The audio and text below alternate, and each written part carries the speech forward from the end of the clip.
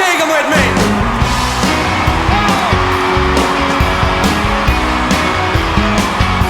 Let's shake it up, baby, now.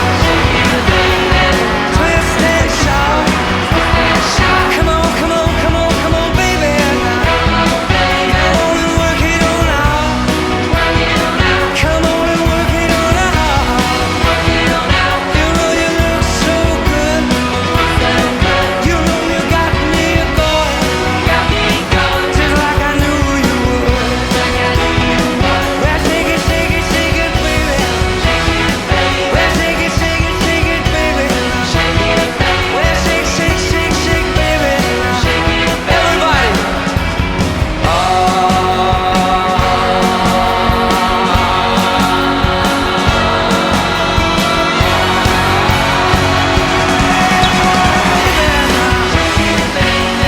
Twist and shout. Come on, come on, come on, come on, come on, baby. Come on and work it on out. You know you twisty little girl. You know you twist so fine. Come on and twist a little closer. And let me know that you're mine. Well, shake it, shake it, shake it. So we had an event this quarter called Bigger and Better, in which the whole base got together and we went out into the community with small things in the hope that people would give us bigger or better things than what we were taking out. And the amazing thing about it was we came back with bicycles, we came back with cars. I think someone even reported that they came back with a BMW, which is absolutely awesome. And the plan is just that we sell this stuff in order to do some fundraising for our new property, which is due to be completed in October.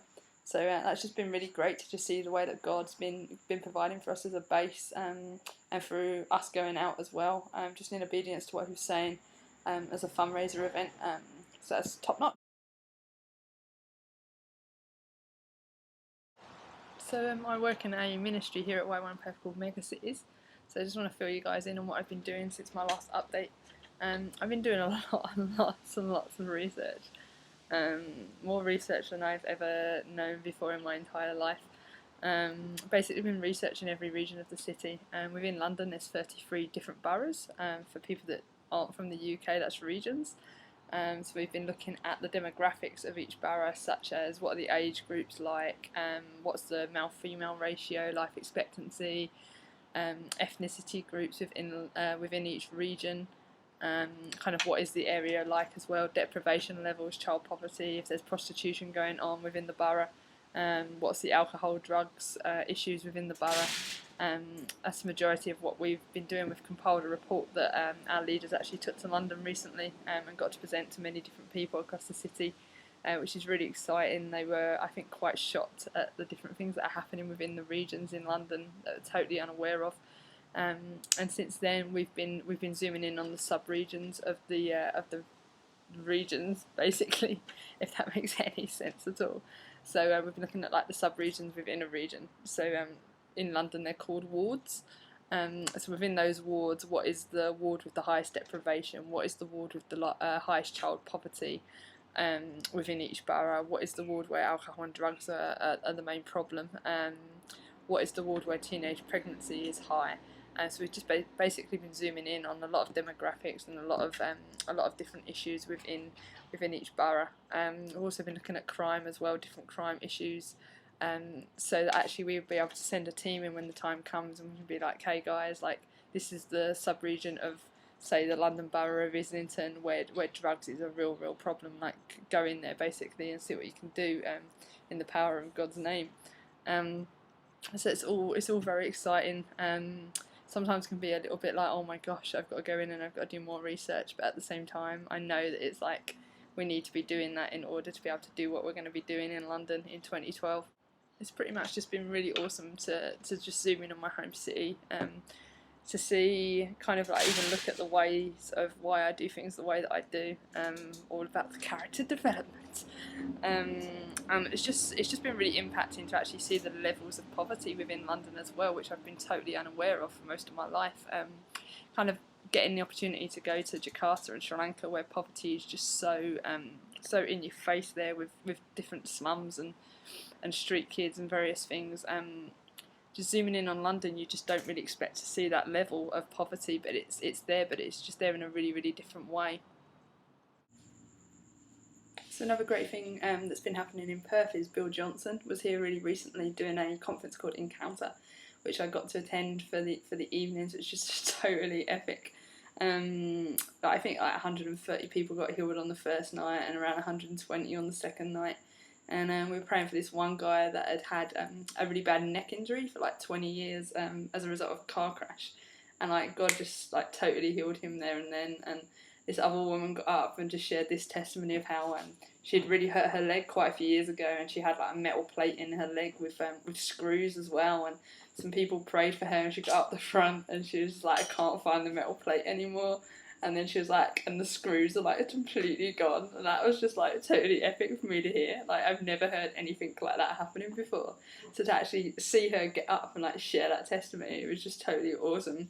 And Bill Johnson was just basically talking about like encamping around the presence of God, how like as a church we just encamp around the sermon way too much, and how we need to encamp around the presence, and just about like the Israelites where if they didn't encamp around the presence of God, their air conditioning went because God was the wind, like their heating went because God was the fire, like their provision went because God was their provision. And just how we need to just get around the presence of God. Like the presence of God is what it's all about. We need to really be encamping around that. We need to like be seeking him out and chasing after him.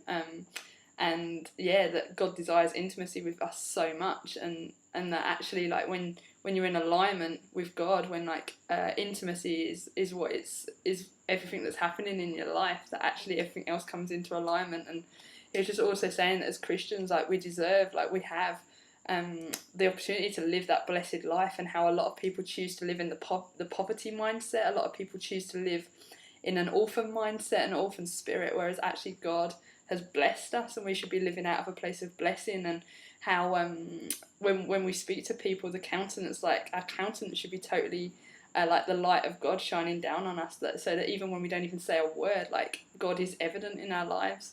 So that was absolutely sweet, and I thoroughly enjoyed that.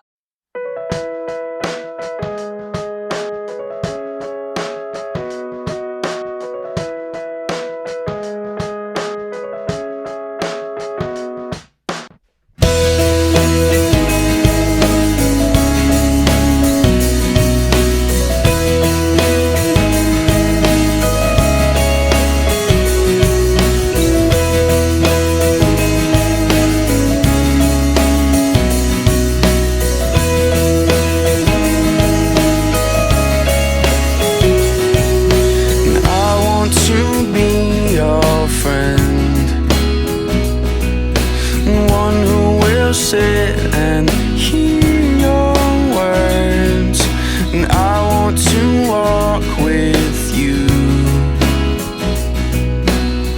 down this lonely, narrow road.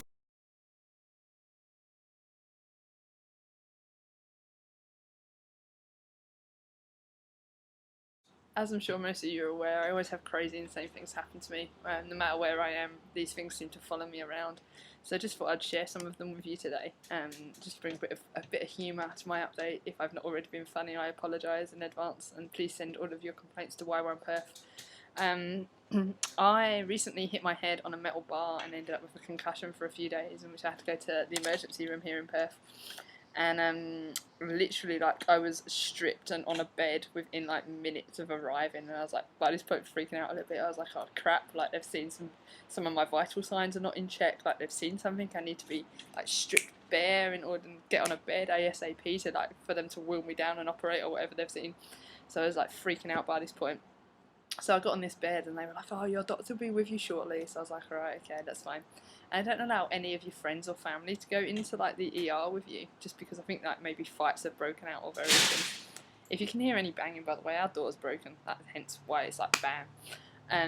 So I was like laid on this stretcher, like completely nervous, completely bricking it.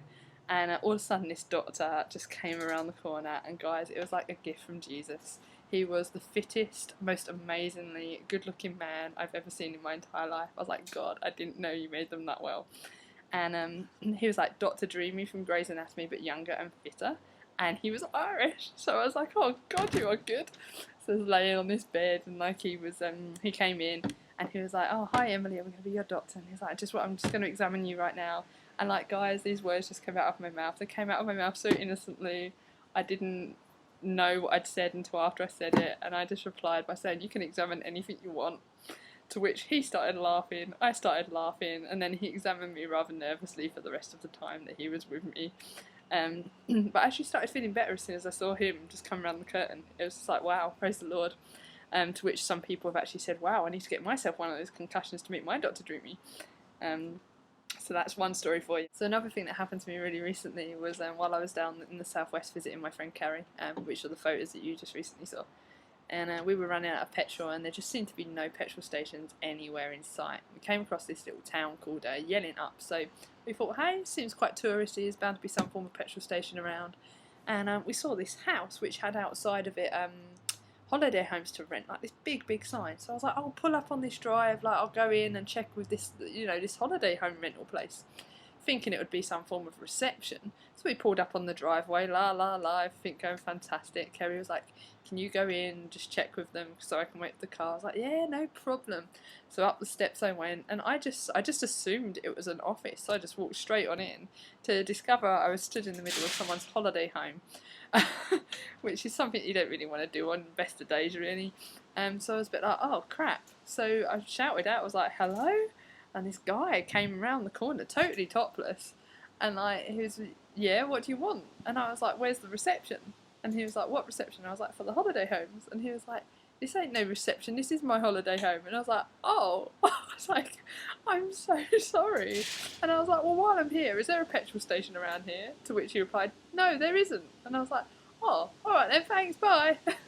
So yeah, other than that, the other crazy thing that happened to me recently was I was charged at by a duck.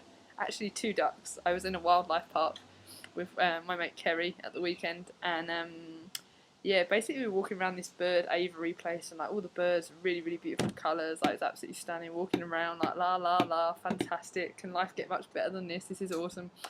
And all of a sudden these like 2 ducks just came out of nowhere, like they were psychotic ducks, and literally they put their head down and just started charging at us, making this sort of noise, to which I completely legged it as soon as I flipping could.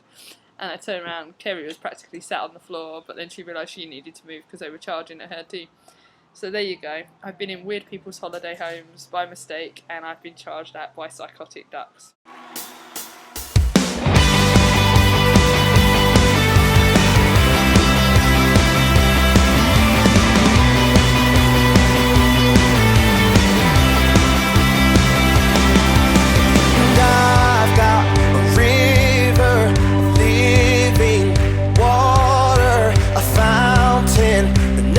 Will run dry.